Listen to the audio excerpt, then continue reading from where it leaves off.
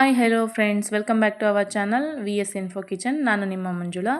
ಇದು ನಮ್ಮ ಗಾರ್ಡನ್ನಲ್ಲಿ ಬೆಳೆದಂತಹ ಪಪ್ಪಾಯ ಗಿಡ. ನಾನು ಇವತ್ತು ಪಪ್ಪಾಯ ಕಾಯಿನ ಬಳಸಿ ಸಾಂಬಾರು ಹೇಗೆ ಮಾಡೋದು ಅಂತ ತೋರಿಸ್ತೀನಿ, ಬನ್ನಿ. ಒಂದು ಮೀಡಿಯಮ್ ಸೈಜ್ ಪಪ್ಪಾಯನ ಸಿಪ್ಪೆ ಎಲ್ಲ ತೆಗೆದು ಚಿಕ್ಕದಾಗಿ ಕಟ್ ಮಾಡಿ ಇಟ್ಕೊಂಡಿದ್ದೀನಿ. ಒಂದು ಬೌಲಷ್ಟು ಮೊಳಕೆ ಕಟ್ಟಿದ ಹೆಸರು ಕಾಳು, ಒಂದು ಈರುಳ್ಳಿ ಮತ್ತು ಒಂದು ಟೊಮೊಟೊ ತೊಗೊಂಡಿದ್ದೀನಿ. ಇದಕ್ಕೆ ಮಸಾಲ ಏನೇನು ಬೇಕು ಅಂತ ನೋಡೋಣ.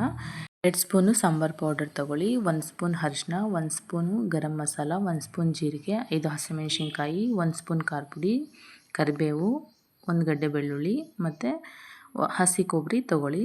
ನಂತರ ಕಟ್ ಮಾಡಿ ಇಟ್ಕೊಂಡಿರೋಂತಹ ಪಪ್ಪಾಯನ ಮತ್ತು ಹೆಸರು ಕಾಳನ್ನ ಕ್ಲೀನಾಗಿ ವಾಶ್ ಮಾಡಿ 1-2 ಗ್ಲಾಸಷ್ಟು ನೀರು ಹಾಕಿ ಅರ್ಧ ಸ್ಪೂನಷ್ಟು ಉಪ್ಪು ಹಾಕಿ ಇದನ್ನು ಹೈ ಫ್ಲೇಮಲ್ಲಿ 2 ವಿಸಿಲ್ ಕೂಗಿಸ್ಕೊಳ್ಳಿ. ನಂತರ ನಾವು ಒಗ್ಗರಣೆ ಮಾಡ್ಕೊಳ್ಳೋಣ.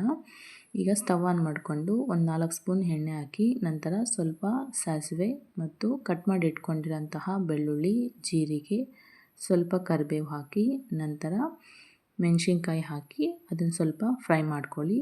ಫ್ರೈ ಮಾಡಿದ ನಂತರ ನಾವು ಕಟ್ ಮಾಡಿ ಇಟ್ಕೊಂಡಿರೋಂತಹ ಈರುಳ್ಳಿನ ಸೇರಿಸ್ಬೇಕು. ಇದನ್ನು ಸ್ವಲ್ಪ ಬಾಡಿಸ್ಬೇಕು. ಸ್ವಲ್ಪ ಉಪ್ಪು ಹಾಕಿ ಬಾಡಿಸಿ ನಂತರ ಇದಕ್ಕೆ ಒಂದು ಟೊಮೊಟೊನ ಹಚ್ಚಿಟ್ಕೊಂಡಿದ್ವಲ್ಲ ಅದನ್ನು ಹಾಕಿ, ನಂತರ ಇದು ಸ್ವಲ್ಪ ಒಂದು ಅರ್ಧ ಬಾಡಿದ ನಂತರ ನಾವು ಇದಕ್ಕೆ ಹಸಿ ಕೊಬ್ಬರಿ ಸೇರಿಸೋಣ. ಹಸಿ ಕೊಬ್ಬರಿ ಸೇರಿಸಿದ ನಂತರ ರೆಡಿ ಮಾಡಿ ಇಟ್ಕೊಂಡಿರೋಂತಹ ಮಸಾಲನೆಲ್ಲ ಸೇರಿಸ್ಬೇಕು. 1 ಸ್ಪೂನಷ್ಟು ಅರಿಶಿನ ಮತ್ತು 1 spoon garam masala, 2 spoon sambar powder ಮತ್ತು ಅದಕ್ಕೆ 1 ಸ್ಪೂನಷ್ಟು ಖಾರದ ಪುಡಿ ಹಾಕಿ ಇದನ್ನು ಚೆನ್ನಾಗಿ ಮಿಕ್ಸ್ ಮಾಡಿ, ಒಂದು ಚಿಕ್ಕ ಗ್ಲಾಸಷ್ಟು ನೀರು ಹಾಕಿ ನೀರು ಸೇರಿಸ್ಬಿಟ್ಟು ಚೆನ್ನಾಗಿ ಮಿಕ್ಸ್ ಮಾಡ್ಕೊಳ್ಳಿ. ಪಪ್ಪಾಯ ಮತ್ತು ಹೆಸರು ಕಾಳನ್ನ ನಾವು ವಿಸಿಲ್ ಕೂಗಿಸಿ ಇಟ್ಕೊಂಡಿದ್ವಲ್ಲ ಅದನ್ನು ಈ ಒಗ್ಗರಣೆಗೆ ಸೇರಿಸೋಣ.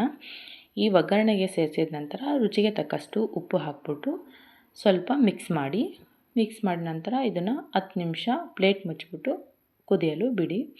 ಅಷ್ಟೇ. ಇದು ಸಾಂಬಾರು ತುಂಬ ಸಿಂಪಲ್ಲು, ಬೇಗ ಮಾಡ್ಕೋಬೋದು. ಒಮ್ಮೆ ಟ್ರೈ ಮಾಡಿ ನೋಡಿ. ಕುದೀತಾ ಇದೆ. ಇದಕ್ಕೆ ಸ್ವಲ್ಪ ಕೊತ್ತಂಬರಿ ಸೊಪ್ಪನ್ನ ಸೇರಿಸಿದರೆ ಸಾಂಬಾರು ರೆಡಿಯಾಗಿರುತ್ತೆ. ರೆಸಿಪಿ ನಿಮಗೆ ಇಷ್ಟ ಆದರೆ ತಪ್ಪದೆ ಕಮೆಂಟ್ ಮಾಡಿ, ಲೈಕ್ ಮಾಡಿ, ಶೇರ್ ಮಾಡಿ. ನನ್ನ ಚಾನಲ್ನ ತಪ್ಪದೆ ಸಬ್ಸ್ಕ್ರೈಬ್ ಮಾಡಿ. Thank you for watching. Bye.